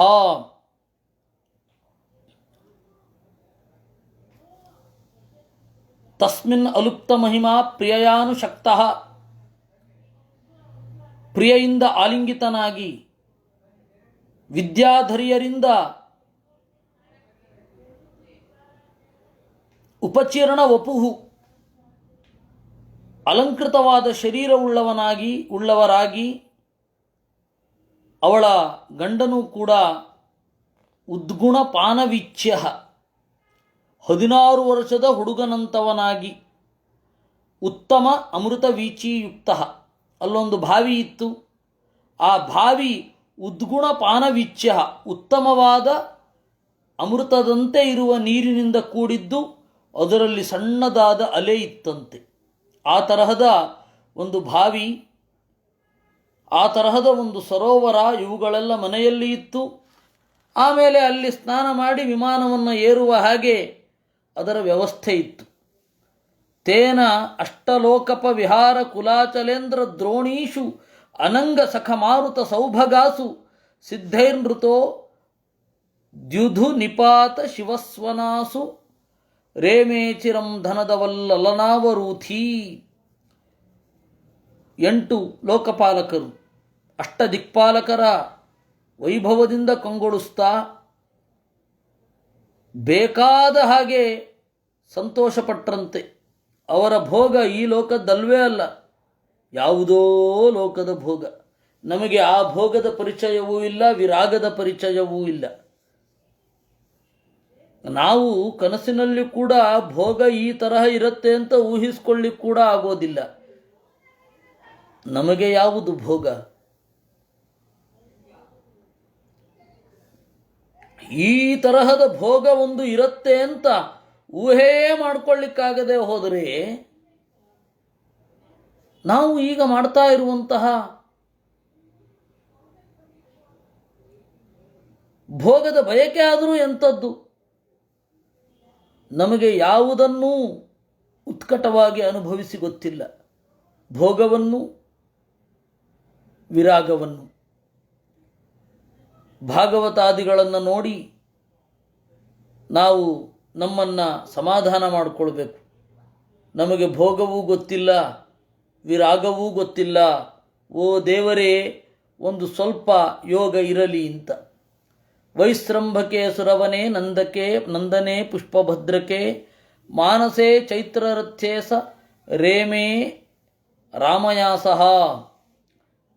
ವೈಸ್ರಂಭಕ ಅಂತ ಒಂದು ವನ, ನಂದನವನ ಇಂದ್ರಲೋಕದಲ್ಲಿ ಇರತಕ್ಕಂಥದ್ದು, ಪುಷ್ಪಭದ್ರ ವರುಣಲೋಕದಲ್ಲಿ, ಮಾನಸೇ ಚೈತ್ರರಥ್ಯೆ ಮಾನಸ ಸರೋವರದಲ್ಲಿ, ಚಿತ್ರರಥ ಅಂತ ಹೇಳಿದರೆ ಕುಬೇರನ ಉದ್ಯಾನದಲ್ಲಿ ಅವರು ಕಂಗೊಳಿಸಿದರು, ಭೋಗಿಸಿದರು.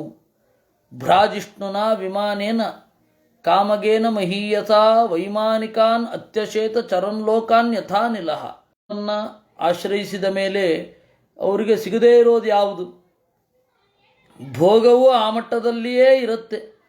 ಪ್ರೇಕ್ಷಯಿತ್ವಾ ಭುವೋ ಗೋಳಂ ಪತ್ನ್ಯೈ ಯಾವಾನ್ ಸ್ವಸಂಸ್ಥೆಯ ಬಹುವಾಶ್ಚರ್ಯಂ ಮಹಾಯೋಗಿ ಸ್ವಾಶ್ರಮಾಯನ್ಯವರ್ತತ. ಭುವೋ ಗೋಳಂ, ಭೂಗೋಳವನ್ನು ತೋರಿಸಿದ ಅಂತ, ಇಡೀ ಭೂಗೋಳವನ್ನು.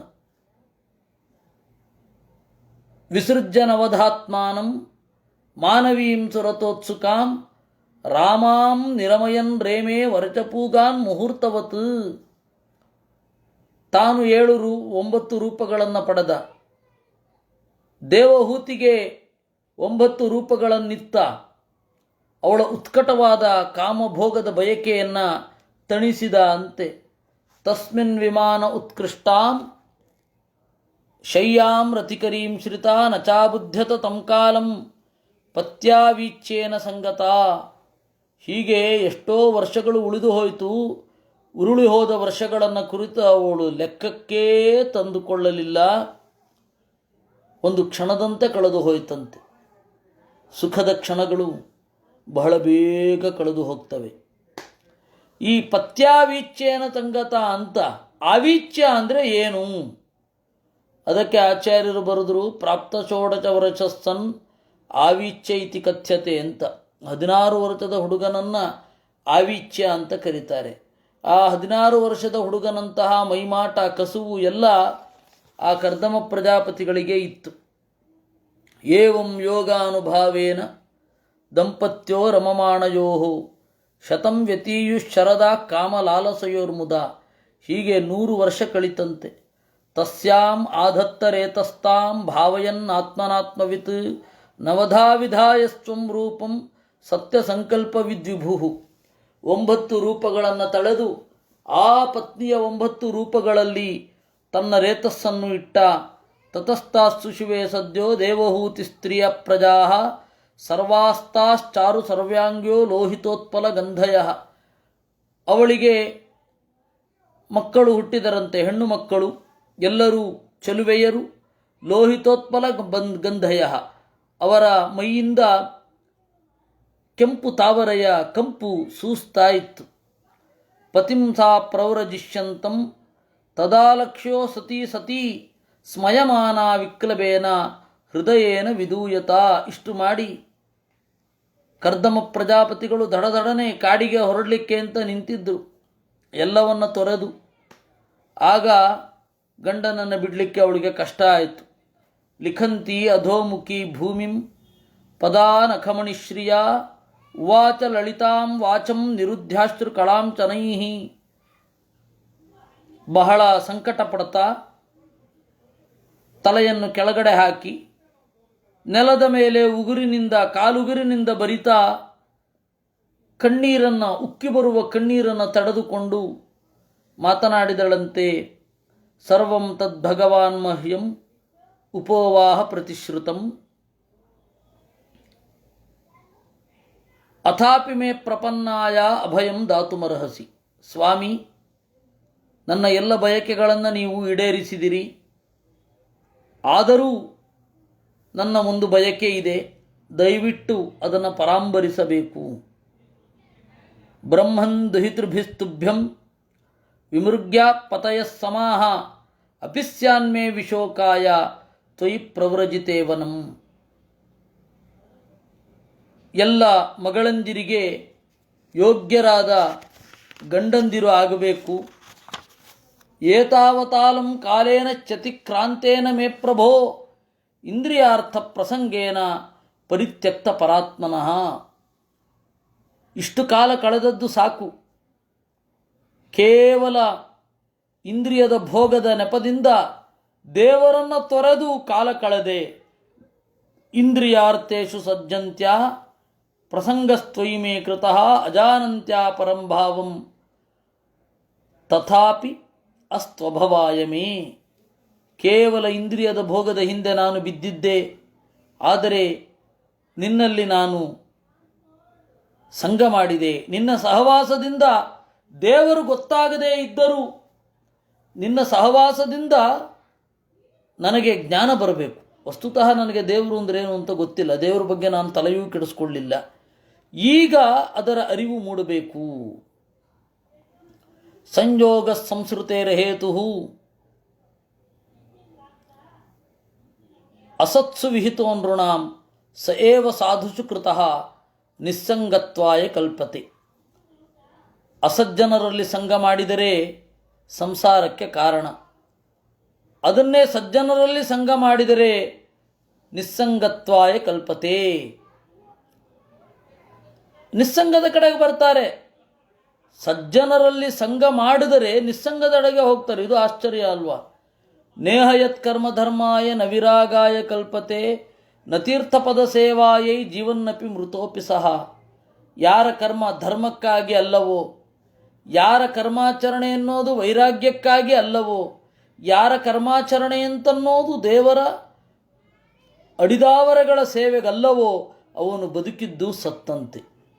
ಸಾಹಂ ಭಗವತೋ ನೂನಂ ವಂಚಿತಾ ಮಾಯಯಾ ಭೃಶಂ ಯಾತ್ವಾಂ ವಿಮುಕ್ತಿದಂ ಪ್ರಾಪ್ಯ ನಮುಮುಕ್ಷೇಹ ಬಂಧನಾತ್. ಈ ತನಕ ನಿಮ್ಮ ಜೊತೆಗಿದ್ದು ಕೇವಲ ಕಾಮೋಪಭೋಗಗಳಲ್ಲಿ ತೊಡಗಿ ನಾನು ಪಡೆಯಬಹುದಾದದ್ದನ್ನು ಕಳೆದುಕೊಂಡೆ. ನಾನು ಬಂಧನಾತ್ ನ ಮುಮುಕ್ಷೆ, ನಿಮ್ಮಂಥವರನ್ನು ಹೊಂದಿಯೂ ಕೂಡ ಬಂಧನದಿಂದ ಮುಕ್ತರಾಗಲಿಲ್ಲ ಅಂದರೆ ನಾನು ಅತ್ಯಂತ ಅನುಚಿತ ಕಾರಿಣಿಯಾಗ್ತೇನೆ. ಅದರಿಂದ ನನ್ನ ಪ್ರಾರ್ಥನೆ ಒಂದನ್ನು ಕೇಳಿಸಿಕೊಳ್ಳಬೇಕು ಅಂತ ಹೇಳಿದಾಗ ಮನು ಇದು ಕರ್ದಮ ಪ್ರಜಾಪತಿಗಳು ಹೇಳುತ್ತರು. ಇಲ್ಲಿಗೆ ಶ್ರೀಮದ್ಭಾಗವತೆ ತೃತೀಯ ಸ್ಕಂಧೆ ಚತುರ್ವಿಂಶೋಧ್ಯಾಯ. ಈ ರೀತಿ ನಿರ್ವೇದವಾದಿನೀಮೇವಂ ವೈರಾಗ್ಯಪೂರ್ಣವಾಗಿ ಮಾತನಾಡುವ ಮನುವಿನ ಮಗಳು ದೇವಹೂತಿಯನ್ನು ಕುರಿತು ದಯಾಳು ಶಾಲಿನೀಂ ಆಹ. ಶಾಲಿನಿ ಅಂದ್ರೇನೆ ಹೆಂಡತಿ ಅಂತ. ಅಂತಹ ಶಾಲಿನಿಯನ್ನು ಕುರಿತು ಈ ರೀತಿ ಹೇಳಿದ. ಏನು ಹೇಳಿದ ಅಂತ ನಾಳೆ ನೋಡೋಣ. ಇಲ್ಲಿ ಆಚಾರ್ಯರ ಭಾಷ್ಯ ಇದೆ. ಮಾಲಿನಿ ಶಾಲಿನಿ ಕಾಲ್ಯ ಚಾರ್ಯ ಭಾರ್ಯೇತಿ ಚೋಚ್ಯತೆ. ಹೆಂಡತಿ ಅನ್ನೋದಕ್ಕೆ 4 ಪರ್ಯಾಯ ಪದ ಸಂಸ್ಕೃತದಲ್ಲಿ. ಮಾಲಿನಿ, ಶಾಲಿನಿ, ಕಾಲ್ಯ, ಚಾರ್ಯ ಅಂತ. ಬಹಳ ಅಪೂರ್ವ. ಇದನ್ನು ಯಾರೂ ಕೂಡ ಹಾಗೆ ಬಳಸೋಲ್ಲ. ಈ ತರಹದ ಹೆಂಡತಿಯನ್ನು ಕುರಿತು ಕರ್ದಮ ಪ್ರಜಾಪತಿಗಳು ಏನು ಹೇಳಿದ್ರು ಅನ್ನೋದನ್ನು ನಾವು ನಾಳೆ ನೋಡೋಣ ಅಂತ ಹೇಳ್ತಾ ಈ ಚಿಂತನೆಯನ್ನು ದೇವರಲ್ಲಿ ಸಮರ್ಪಣೆ ಮಾಡೋಣ. ಕೃಷ್ಣಾರ್ಪಣಮಸ್ತು. ಅನೇನ ಭಾವಿಯತ್ ಪುಣ್ಯಂ ತದಾಪ್ನೋತು ಪಿತಾಮಹ.